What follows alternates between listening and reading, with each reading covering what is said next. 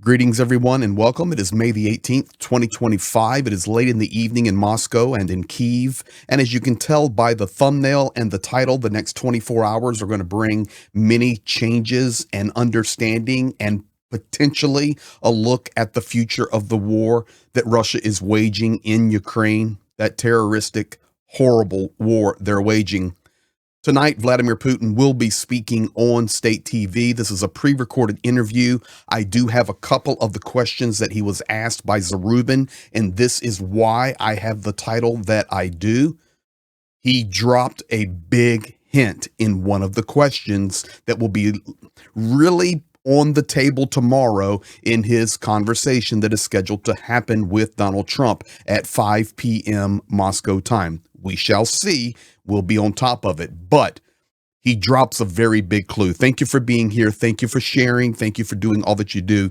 We are growing. And yes, this is what I see. I see they're ready. They're talking. Lots have happened since the talks in Turkey.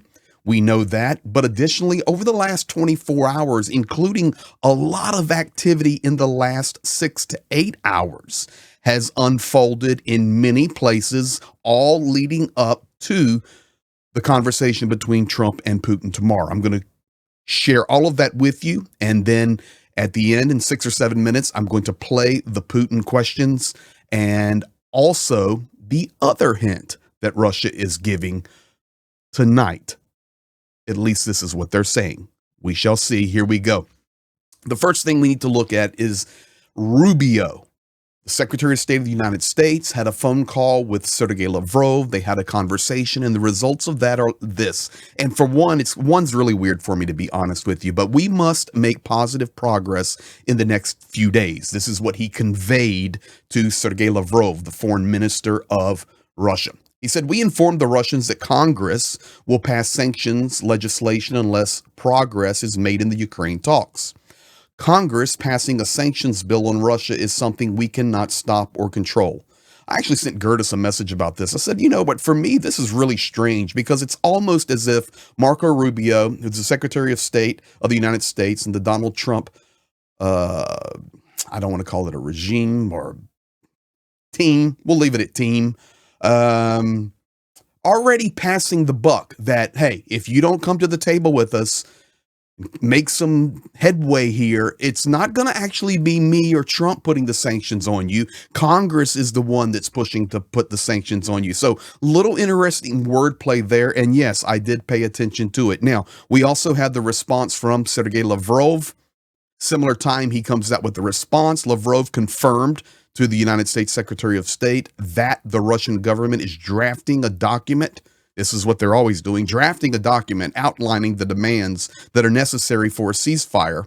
This would in turn make it possible to lead us to broader negotiations. Can't you just hear Sergei Lavrov saying that? Remember, about a month ago, he was on Sunday Morning Meet the Press and all of these different shows in America, and he was just bamboozling the host with his negotiation tactics and terms. And I can just hear him saying this. We're drafting a document outlining the demands necessary for a ceasefire. And this would in turn allow us to make, some progress to broader negotiations. I can hear Lavrov actually saying that, but this is the Russian position. Now that leads us up to today. Today in Rome, the Pope was officially placed as the head of the Roman Catholic Church. Zelensky there. Vance was there. You saw the video probably of those guys shaking hands. Afterwards, they met. Zelensky had his team, Subiga, Yermak. J.D. Vance was there. I believe Marco Rubio was there. The meeting lasted for 40 minutes. So in 40 minutes, guys, this is what they discussed. We had good discussions on Istanbul, the negotiations, and a ceasefire. Good. Then this is a quote from Zelensky. "I confirmed Ukraine's readiness for genuine diplomacy, ceasefire readiness, bilateral trade desire, defense cooperation, frontline update, and the future exchange of prisoners." Now, that is a lot to cover on an international level between a head of a state and the vice president of the other nation in 40 minutes. So 100%, this is Zelensky's quote, and I'm sure this is everything they discussed, but of course it couldn't go too in depth with only a 40-minute meeting, but we'll take it. We'll take it. We had a good conversation. Zelensky was happy. Good conversation with J.D. Vance. Now, that leads us to Steve Witkoff. Now, Witkoff was on the morning television. I told you guys the last 24 hours and the next 24 hours, we're really going to see where we're going. We're here. This is it. I really believe that. The conversation on this morning on Meet the Press or whatever he was on in the U.S., the conversation between Trump and Putin will be very successful. We, the USA, have managed to narrow the gap between Ukraine and the Russian Federation. Really? What gap have you narrowed? And now I'm asking that not just for myself, but all the Ukrainian analysts and guys that I follow are saying the same thing. They've pasted and put the video up of Witkoff making these statements, and they go, what gap's been cleared? We're still being leveled every day. Yeah, we have 1,000 for 1,000 or prisoner exchange coming. Is that the gap that's been narrowed? Because that's all there is. So we'll see.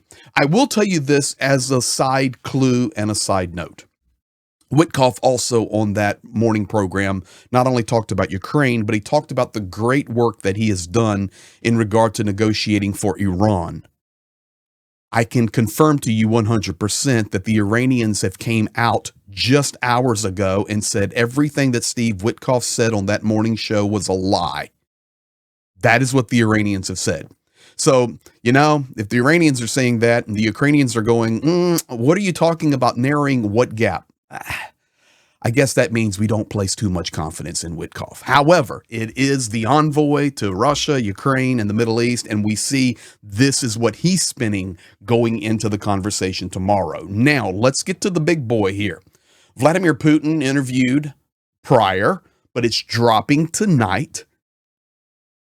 Couple of questions I've pulled out of that just for you to hear. Now, the first one is really the big clue. So I'm not holding it from you. Here it is. This is the big clue that I believe Vladimir Putin is already dropping out there in advance of the conversation with Trump. Let me see if you catch it.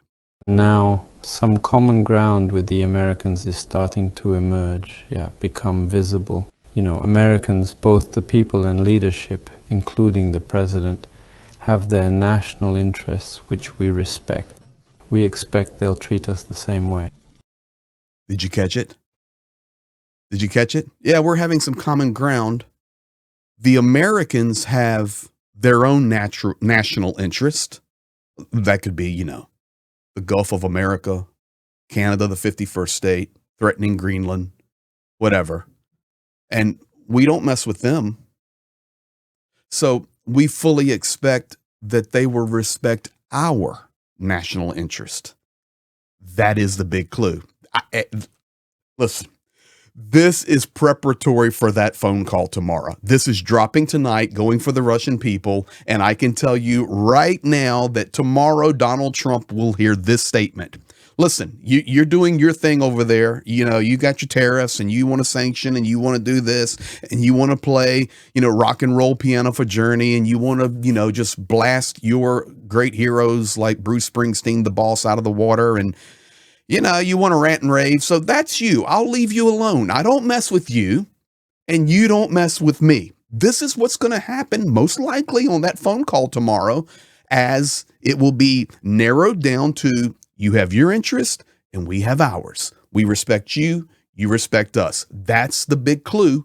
And we'll see tomorrow once we get the information out of this call, if I'm right or missed it. When we'll talk about it, but we'll be here. But it's a big clue. This is how he communicates. He lays it out there. Now, question number 2. And there's many questions on the interview. I just pulled these 2 out. What are the general goals of the special military operation? Here it is. We have enough resources to finish what we started in 22 with the outcome Russia needs. This outcome means addressing the crisis root causes, creating lasting peace, ensuring Russia's security, and protecting our people in areas where Russian speakers consider Russia their homeland. Did you hear that? That's what's going on tonight. Well, we have enough stuff to finish what we started in 22. Of course, that's military supply and resources and money. That's why, honestly, sanctions aren't good for Russia, and it is crippling them, but he's in it. He's all in. Vladimir Putin's all in.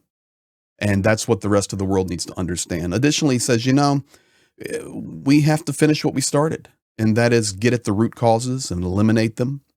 And wherever our Russian speakers are and they consider that their homeland, we have to take care of them. So now, instead of it just being Lugansk, Donetsk, and then we added Zaporizhia and Kherson, and of course Crimea. Now it's, wherever, where the Russian speakers are, and they consider it their homeland. Well, then, we got to take care of them. And that's what we're going to do. So these questions, plus many, many more, are on tonight, 9 p.m. Moscow time, for the Russians to see. And you have seen it even before they have seen it, if you're watching the video as soon as I drop it. That is some big clues. Now, here's another one. Interesting timing. The Russian Federation intends to conduct a training and combat launch of the RS-24 intercontinental ballistic missile on the night of May 19th. That is in hours. It's going to soon be there, the morning of the 19th, prior to the Trump call. This is confirmed by Ukrainian State Security, the GUR. This launch is aimed at demonstrative pressure and intimidation of Ukraine and EU and NATO member states, of which the United States is a member. The 3-stage solid fuel missile has a flight range of over 10,000 kilometers. Now, I will be interested, and I will be watching it and keep you updated if this happens or not, because the last time they did this, they had a failure. So this is really risky if they do fire this rocket and it was to have another failure prior to the Trump call. Or if it has a success, or if they're using that to hide some type of large missile strike. We'll be watching it because the warning is out there. I don't know, but I can tell you there's a lot of interesting things, and I certainly believe that the next 24 hours, we will see things that could change the war in Ukraine forever. And sure, Vladimir Putin dropped some hints right there as what will be in the conversation with Donald Trump tomorrow.